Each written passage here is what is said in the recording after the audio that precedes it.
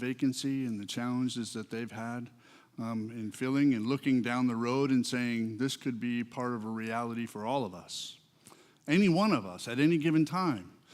And so how do we begin nurturing relationships with one another so that we might be in a better position to help and support one another through things like vacancies? What kind of resources could we share for ministry together?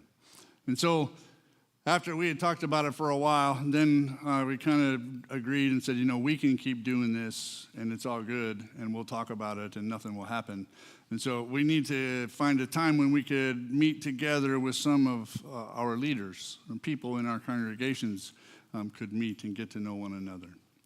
And so here I've met your Derek at Ichabod's over here in Beaverton on the last Tuesday. We're trying to get in there on the last Tuesday of the month so we bring some people from our congregations together and talk about things that we might be able to do together, ways that we could share some resources.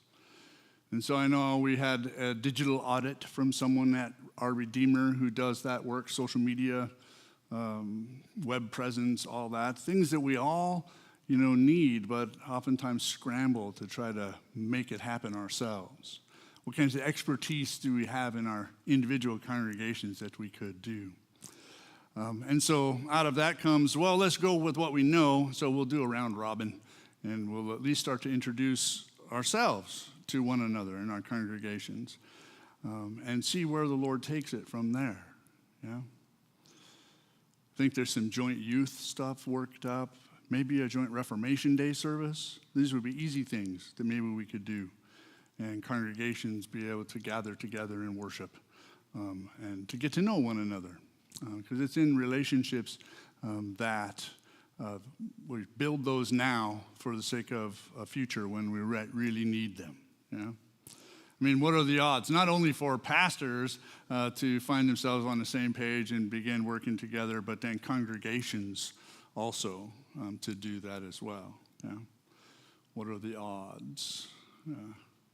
We all have to admit, we confess, we have people, like there are people that used to be here at Pilgrim that are at Living Savior now, vice versa, everywhere around, shuffling. Sometimes we go from one place to another for all kinds of different reasons. We're moved, or we're annoyed, or what have you. But we're still synod, right? We're all still confessing Lutherans, following Jesus together, looking for an effective place of ministry. And the church of the future, I think, will need to be thinking more broadly, geographically, than just our own little local